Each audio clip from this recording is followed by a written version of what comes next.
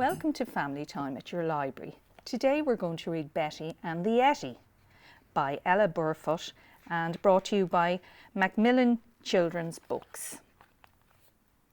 Betty had a little red sled that she takes wherever she goes. She pulls on the ropes and flies down the slopes, whether it freezes or snows.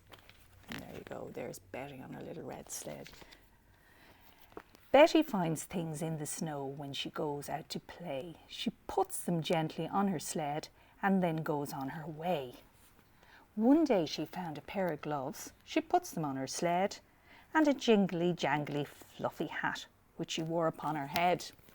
There she is. There's the hat. And when she saw some snow boots as hairy as a bear, she tried them on her little feet and stamped from here to there. Then she found a woolly scarf all thick with twigs and leaves, and one enormous smelly coat that came right past her knees. Oh, there she is, look at her. She's a sight. Do these clothes belong to you? Betty asked a polar bear. No, he said, and he shook his head. I don't need clothes to wear. I've got this thick fur to keep me warm. I do not mean to gloat, but I've no need for hats or scarves and never wear a coat. There's the bear. Do these clothes belong to you? Betty asked a big blue whale. No, said the whale, and she shook her head and splashed her great big tail. I've got blubber to keep me warm, a special kind of fat, though I do like the bells on that jingly jangly hat. Look at the size of that big blue whale. Do these clothes belong to you? Betty asked an Arctic hare. No, he said, and he shook his head. Ask that rock over there. What a strange thing, thought Betty, peering at the rock. Oh, I've asked a hare and a polar bear, so I can't see why not. There's the rock. Hello, rock, said Betty. The rock did not reply. Hello, rock, said Betty. The rock was very shy. But finally there came a voice that said to little Betty, I'm really not a rock at all. I'm actually a Yeti. Oh, a Yeti, squealed Betty, and she tried to run away. But please don't go, the Yeti cried. I'd love it if you'd stay.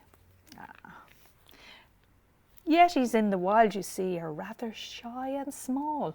We have to wear a lot of clothes to keep us warm at all. Look at them. Aww. My clothes are big and hairy. They give folks such a shock that I threw them all away and hid behind this rock.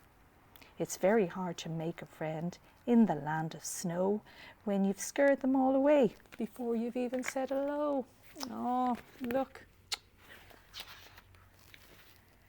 Betty didn't fret at all. She handed him his clothes. You better put these on, she said, before it really snows. So you can see him putting them on. Oh, he does look a bit scary now when he gets all those things on. She took his muddy glove in her little mittened hand and talked with him and walked with him across the frozen land. Soon they met Betty's friends in the cold and snowy night, and the smelly hairy Yeti, well, he gave them quite a fright. But when they saw that Betty had hold of Yeti's paw, they knew they didn't need to be frightened anymore. And Hare spoke up quite bravely in a loud and cheerful voice. I'd befriend a Yeti, given half the choice. You see all of her friends there in the Yeti. So whale and bear and Arctic fox hare became the Yeti's friends. The Yeti kept his clothes on and was never cold again. Betty made a hat like his. She wore it every day, and when she went out on her sled, she jingled all the way. That's the end. I hope you enjoyed. We're wishing you a very happy library Christmas. Come down to your library and borrow some of these fantastic books.